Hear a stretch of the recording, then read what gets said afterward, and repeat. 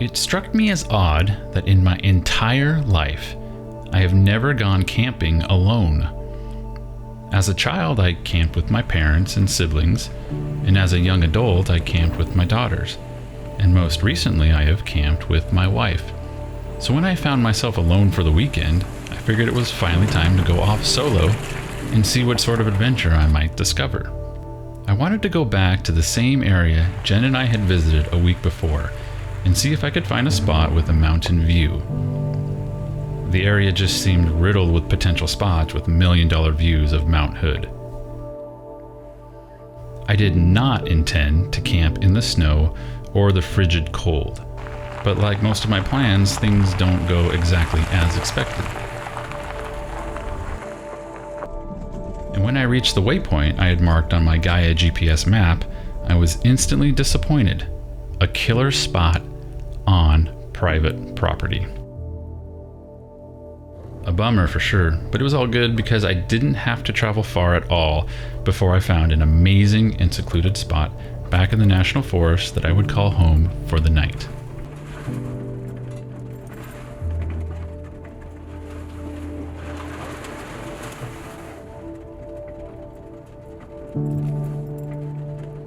Well, after the first camp spot that I had scouted out turned out to be a bust. It was on private property.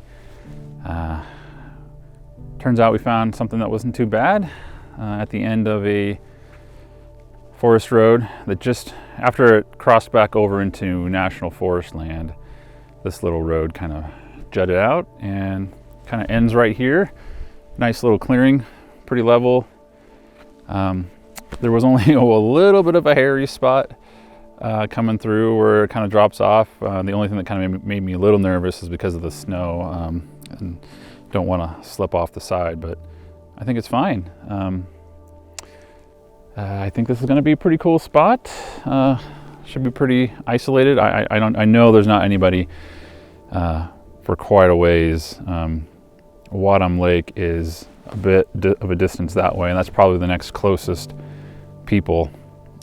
So should be nice and quiet and cold. Yeah. I guess we'll set up camp now.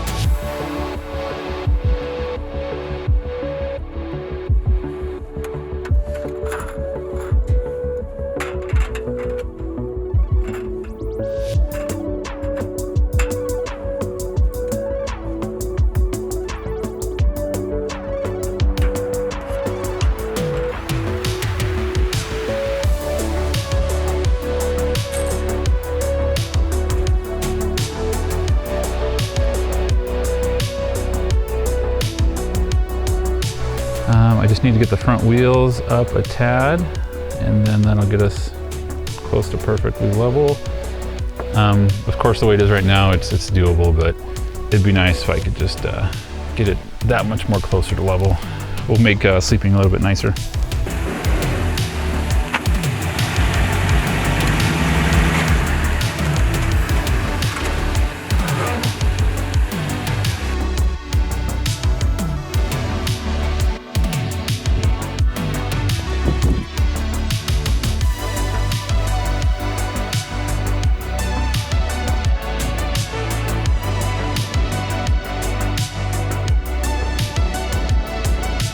So I'm pretty much set up now at the campsite. I really like the campsite. It's a great little spot.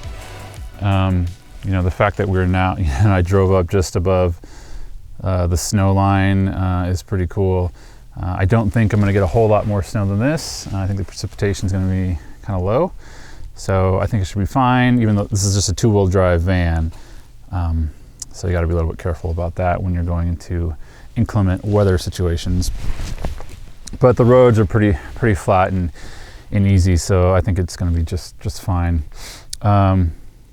Things I'm disappointed in so far in the trip is that I've already forgotten some crucial gear, which tends to be the case with me, especially when I'm planning a trip last minute like this kind of was.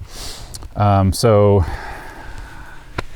yeah, I forgot the main thing I wanted to bring, which was my ham radio.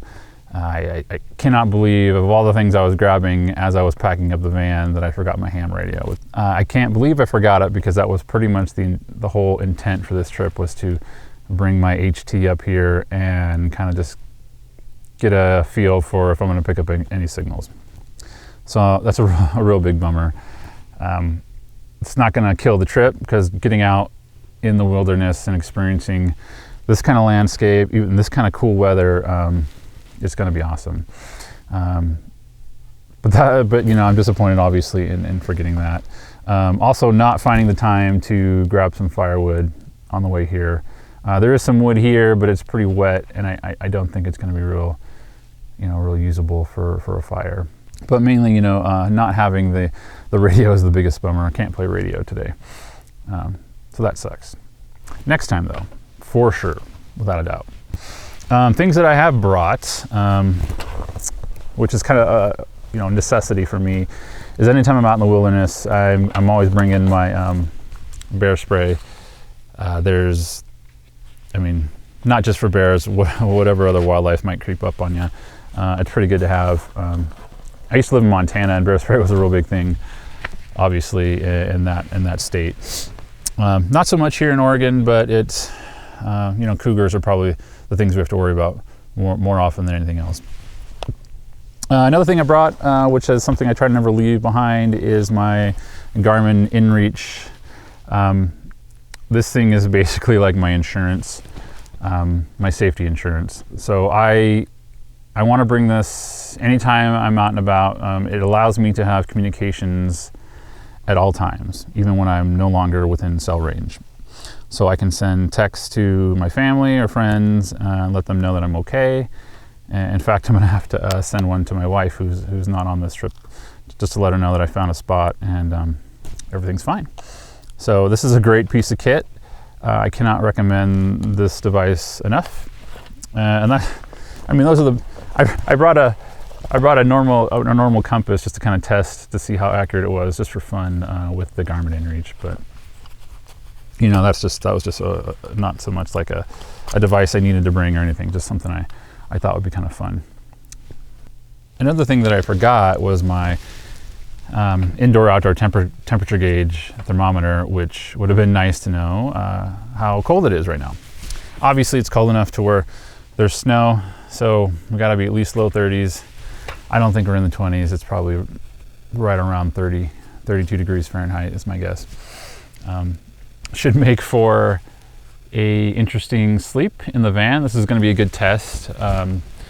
We spent a good deal of time when we were doing the first stages of the build out, insulating it with Havelock wool, sheep's wool. So in our first few trips we've taken in the van so far, it's been great. In fact, if anything, we've been too warm inside the van at night. We do have a really nice thick down comforter, which really helps keep us warm.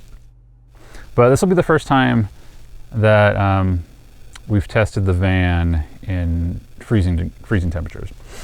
So that'll be interesting to see how well, how warm I stay tonight. So it should be a good trip. I'm just going to be here for one night. I'm keeping it really bachelor-like with the food on this trip. I just have Mountain House bag meals, so it'll just really straightforward. All the exotic cooking that Jen usually does, that's not going to happen this trip. Doing it the dude style, I suppose. So yeah, in a few minutes I might start get the stove out and heat up some water and make a meal for the night before it gets too dark. And then we'll settle into the van and see how the night goes.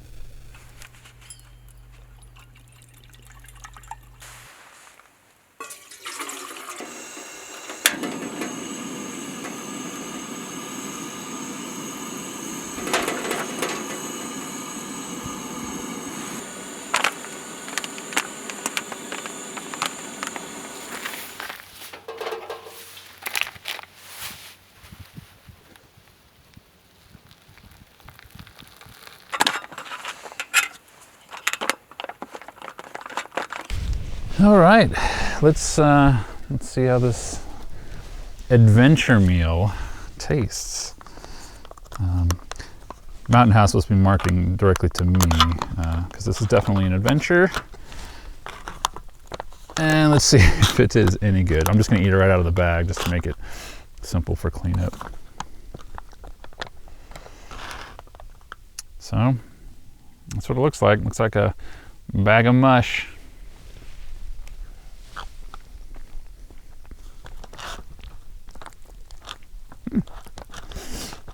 Not bad. Not bad.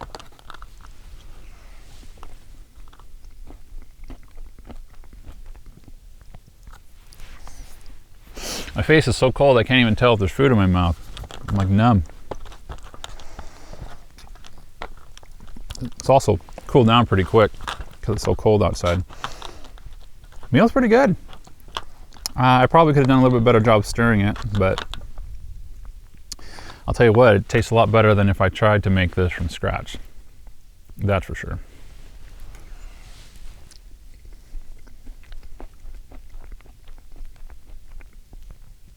Yeah, not bad. Yeah, I should have stirred it a little bit better. I think the dumplings are almost have like a soft crouton-like texture versus like a dumpling. That's probably my fault though for not stirring it quite well enough. But it's a nice warm meal when it's pretty darn cold out here. Not too bad. Not too bad. Not as good as what Jen would make, that is for sure.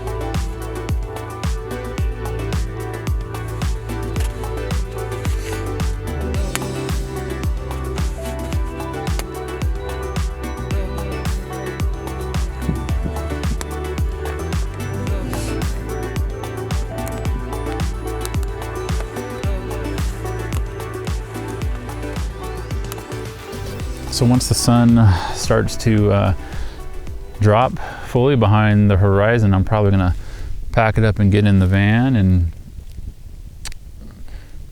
maybe start it up a little bit and get some heat going in there just to give me some base warmth.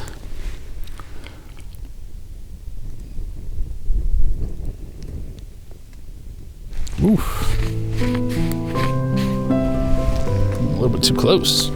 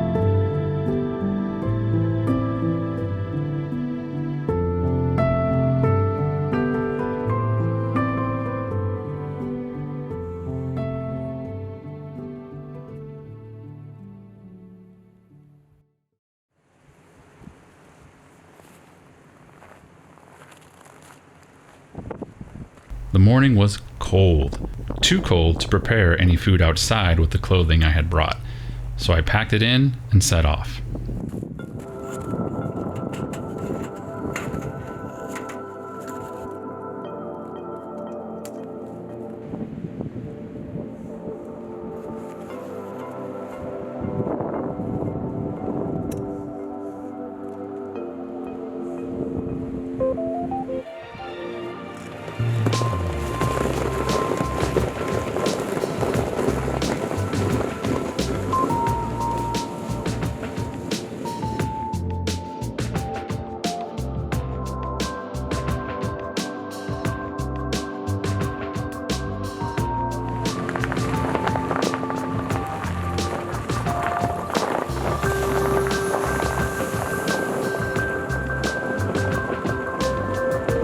This area is just incredible, and I can't wait to come back a bit more prepared for the next time.